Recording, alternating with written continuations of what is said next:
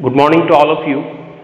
আমরা আজকে labour welfare legislation এই টপিকটা আমাদের রয়েছে সিলেবাসে, আমরা এই টপিকটা করব এবং লেবার ওয়েলফেয়ার লেজিসলেশন যে টপিকটা সেটার মধ্যে আমরা আজকে দেখব what are the benefits guaranteed under various act. অর্থাৎ আমরা যারা পাশ করার পর, আইটিআই পাশ করার পর ট্রেনিং কোর্সটা যখন নিয়ে নেব তখন আমরা নিশ্চয়ই চাকরিতে জয়েন করব, কোথাও ফ্যাক্টরিতে বা কোথাও যাব যেখানে আমরা নিজেকে কর্মক্ষেত্রে নিযুক্ত করব। তো ওইখানে যাওয়ার পর আমাদের দেখতে লাগবে what are the benefits we can get from hmm from the owner of the factories, অথবা মালিক যারা, মানে মালিক পক্ষ থেকে আমরা কি কি বেনিফিটস সুবিধা পেতে পারি সেটাও আমাদের মাথায় রাখতে লাগবে। লেবার ওয়েলফেয়ার লেজিসলেশনটার বাংলা মানে কি? লেবার মানে আমরা জানি আমরা কেউ ওয়ার্কার, শ্রমিক অথবা কর্মী অথবা কোনো টেকনিশিয়ান যেখানে কাজ করব। তো শ্রমিক যদি ধরি যে হ্যাঁ আমরা প্রত্যেকেই শ্রমিক, লেবার। ওয়েলফেয়ার মানে আমাদের কোন জিনিসটা ভালো হবে আমাদের জন্য, আমরা যারা শ্রমিক বা ওয়ার্কার যারা কারখানাতে কাজ করব আমাদের জন্য কোন জিনিসটা বেনিফিটেড, ভালো, এটার জন্য আইন তৈরি করা আছে দেশে। আইন, লেজিসলেশন মানে আইন। আমাদের লেবাররা কি কি বেনিফিটস পেতে পারে, কি কি সুবিধা পেতে পারে, তার জন্য ভারতবর্ষে ভারতীয় সরকার এবং রাজ্য সরকার যৌথ উদ্যোগে আইন তৈরি করেছে। কার জন্য? লেবারদের জন্য, ওয়ার্কারদের জন্য। ঠিক, benefits guaranteed under various act. এবার কি কি আইন আমাদের জন্য আছে সেটা আমরা দেখি একবার। আমাদের খেয়াল রাখতে লাগবে যে generally the factory owners and the industrialist R concern with their profit only. বলছে যারা ওয়ার্কার, আমরা যারা ওয়ার্কার যেখানে কাজ করব ওইখানে যারা মালিক, যার আন্ডারে আমরা কাজ করব, যিনি নাকি মালিক রয়েছেন, মালিক পক্ষ সবসময় নিজেদের বেনিফিটটা ভাববে। এটা আমরা কিভাবে ওনারা প্রফিট করবেন, কিভাবে ওরা ওয়ার্কারদের দিয়ে আরও বেশি প্রফিট করতে পারবে, সে নিজেদের বেনিফিট, নিজেদের অ্যাডভান্টেজটার কথাই মালিক পক্ষ বেশি ভেবে থাকে। ঠিক, they do not bother about the welfare of the workers. বলছে মালিক কখনোই ভাববে না যে একটা ওয়ার্কারের কি হয়েছে, ওর কতটুকু ক্ষতি হয়ে গেল, কতটুকু লস হয়ে গেল। They do not bother, bother means তাদের কোনো কিছু আসে যায় না। ঠিক আছে, তোমার কোনো খারাপ কিছু হয়েছে, মালিক পক্ষ সেটা নিয়ে চিন্তিত নয়। মালিক সবসময় ভাববে যে আমি কিভাবে প্রফিট করব, আমি কিভাবে লাভ করব কারখানা থেকে। ঠিক, they always want to spend less amount to the workers. মালিক সবসময়ই চায় যে কম টাকা দিয়ে কিভাবে আমি কাজটা করিয়ে নিতে পারবো, একটা ওয়ার্কারকে দিয়ে, একটা লেবারকে দিয়ে বা একটা টেকনিশিয়ানকে দিয়ে। মালিক পক্ষ সবসময় চাইবে যে কম টাকা দিয়ে কিভাবে আমি আমার কাজটা সারাই করে নিতে পারবো। তো সেটার জন্য to avoid expenditure they do not make any provision for the welfare and health safety of the workers, nor they compensate the workers who meet their accidents while working in the factories or if they acquire some occupational diseases.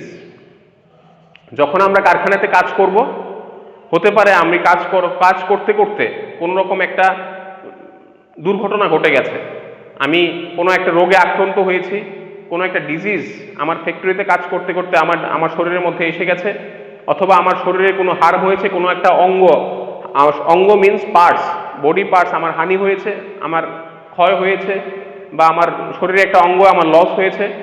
ওই জায়গাতে মালিক কিন্তু আমাদেরকে নিয়ে ব্যস্ত থাকবে না, ওয়ার্কারকে নিয়ে ব্যস্ত থাকবে না যে ওকে আমি কিভাবে বেনিফিট অ্যাডভান্টেজ দিতে পারি। তার জন্য যেহেতু ব্যস্ত থাকবে না, তার জন্য ভারতীয় সরকার এবং রাজ্য সরকার আইন তৈরি করে দিয়েছে আমরা কি কি বেনিফিট পেতে পারি। দেখি একবার।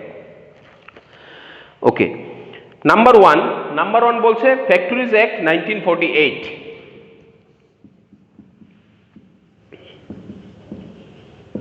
ফ্যাক্টরিজ অ্যাক্ট 1948, 1948 সাল। 1948 সালে একটা ফ্যাক্টরিজ অ্যাক্ট তৈরি হয়েছিল। ফ্যাক্টরিজ অ্যাক্ট মিন্স কারখানা, ফ্যাক্টরি মিন্স কারখানা যেখানে আমরা কাজ করব, তার জন্য আইন তৈরি করে দিয়েছে। কার জন্য? ওয়ার্কারদের জন্য, ওয়ার্কার অথবা লেবার যারা রয়েছে তাদের জন্য আইন তৈরি করে দিয়েছে। ফ্যাক্টরিজ অ্যাক্ট 1948 কোন সালে হয়েছিল? 1948। পরীক্ষায় আসতে পারে যে ফ্যাক্টরিজ অ্যাক্ট, এই আইনটা ভারতবর্ষে কোন সালে লাগু হয়েছিল। আমরা ABCD চারটে অপশন থাকবে, আমরা 1948-এ আমরা টিক করব অথবা সার্কেল করব। নাম্বার 2 বলছে ওয়ার্কসম্যান কম্পেনসেশন অ্যাক্ট।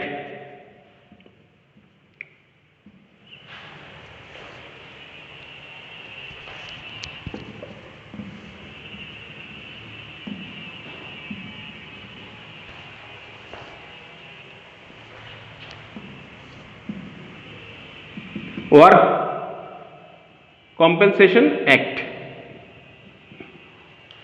এটা হয়েছে 1923, 1923। Workmen's compensation act. Workmen's compensation act মানে আমি যেখানে কাজ করছি ওই জায়গাতে কাজ করার সময় কি কি আমি কম্পেনসেশনের ছাড়, কি কি ছাড় পেতে পারি, আমার যদি কিছু হয় বা আমার যদি টাকা পয়সার দিক দিয়ে যদি আমার কোনো ক্ষতি হয় বা আমি কম মজুরি পাচ্ছি, মজুরি মানে ওয়েজেস বা স্যালারি আমাকে মালিক কম দিচ্ছে, তো কি কি আমি সুবিধা পেতে পারি কর্মক্ষেত্রে যখন আমি কাজ করছি, তার জন্য একটা আইন তৈরি হয়েছে ভারতবর্ষে। এটা হয়েছিল 1923 সালে এই আইনটা তৈরি হয়েছিল।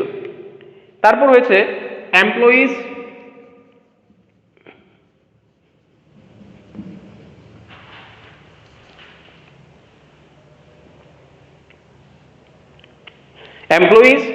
State insurance.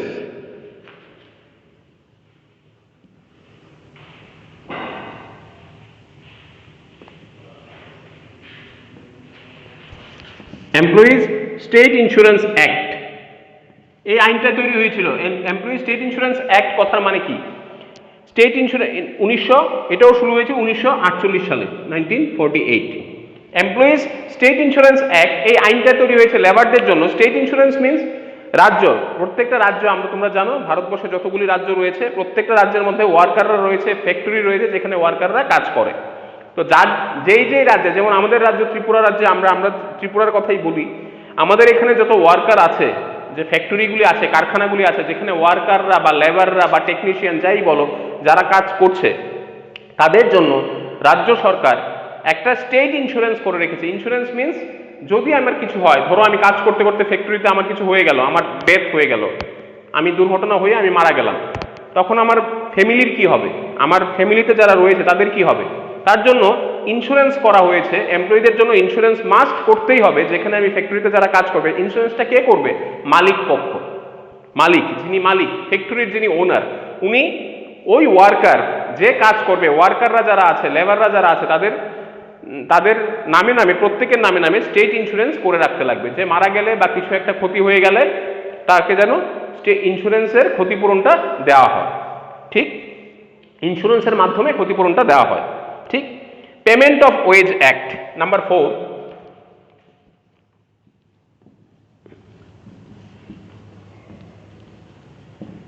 Payment of wage act,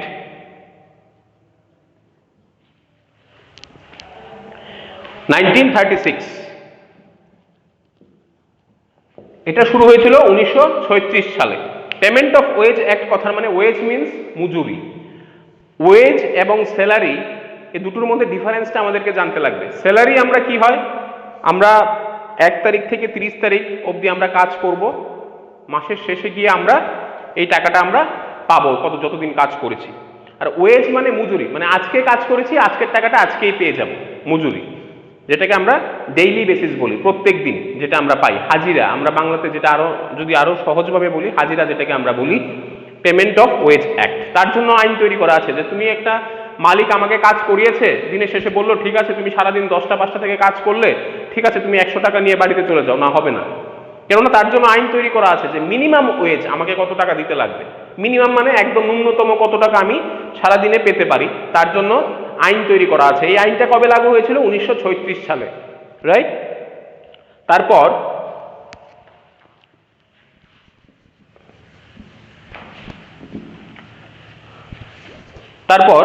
number 5, minimum wedge act. এটা তো বললামই।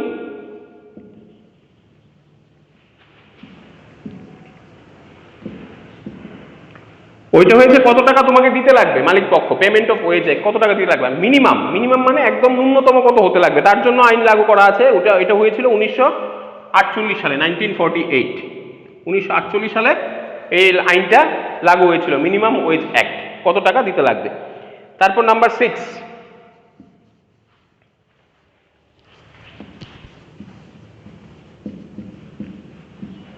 Employees provident.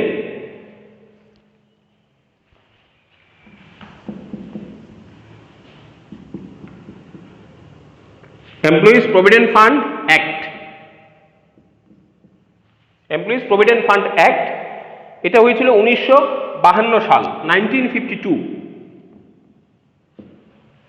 1952 সালে এই আইনটা তৈরি হয়েছিল। এমপ্লয়িজ প্রভিডেন্ট ফান্ড অ্যাক্ট কথার মানে কি? প্রভিডেন্ট ফান্ড কথার মানে হয়েছে আমি যেখানে আমি কাজ করছি, যে ফ্যাক্টরিতে কাজ করছি, মাসের শেষে ধরে নাও আমার বেতন 5,000 টাকা আমি পাচ্ছি, মাইনে পাচ্ছি, স্যালারি পাচ্ছি। 5,000 টাকা তোমাকে পুরোটা দেওয়া হবে না, এখান থেকে একটা টাকা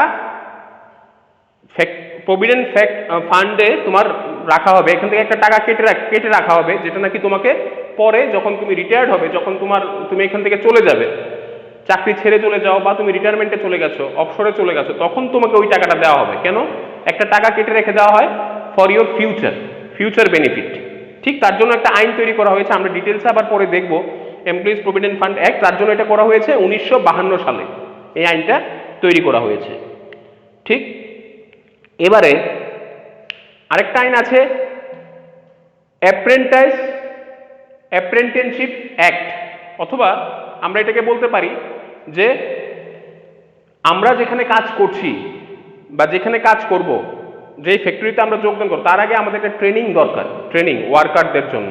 তার জন্য একটা সরকার চিন্তা ভাবনা করেছে যে একটা আইন তৈরি করবে। এই আইনটাও আমাদের ভারতবর্ষে লাগু আছে। ঠিক এবারে আমাদের দেখতে লাগবে what are the objectives of the factories act 1948। কেন তোমার 1948 সালে সরকার এই আইনটা তৈরি করেছিল? To regulate the working condition in the factory. কারখানাতে তোমার যাতে কাজগুলি খুব ভালোভাবে হয়, খুব তাড়াতাড়ি হয়, ওয়ার্কাররা যেন খুব খুশি মনে কাজ করতে পারে, তার জন্য। To provide safety measures of the workers in the factories, তাদের যেন সেফটি সুরক্ষিত রাখা যায় ওয়ার্কারদের, সেটার জন্য এই আইন তৈরি করা হয়েছে। To protect health condition of the workers in factories, তোমার সুস্বাস্থ্য কামনা করার জন্য, সুস্বাস্থ্য যাতে থাকে, কাজ করতে করতে আমার স্বাস্থ্য যাতে ঠিক থাকে, আমি যদি ঠিক থাকি তাহলে আমার family member, society plus organisation, factory, এটা ঠিক থাকবে। ঠিক to provide welfare of the workers in the factories, প্রত্যেকটা ওয়ার্কার যারা কাজ করছি আমরা সবাই মিলে ফ্যাক্টরিতে, সবাই যেন আমরা খুব ভালোভাবে কাজ করতে পারি, তার জন্য এই আইনগুলি তৈরি করা হয়েছে। ঠিক, তো আজকে এতটুকুই থাকবে। আগামী ক্লাসে আমরা প্রত্যেকটা আইন যেগুলি বললাম, প্রত্যেকটা আইন কিভাবে তৈরি করেছে, এখান থেকে কি কি বেনিফিট পেতে পারি, সেটা আমরা নেক্সট ক্লাসে দেখব। তোমরা সবাই ভালো থাকবে। Thank you to all of you.